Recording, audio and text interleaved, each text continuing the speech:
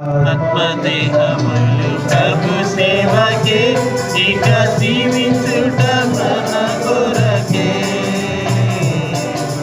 ప్రాణాత్మదేహములు ప్రభు సేవకే ఇక జీవించుట తన కొరకే.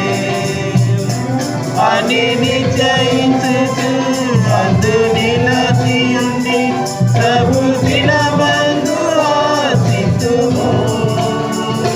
మన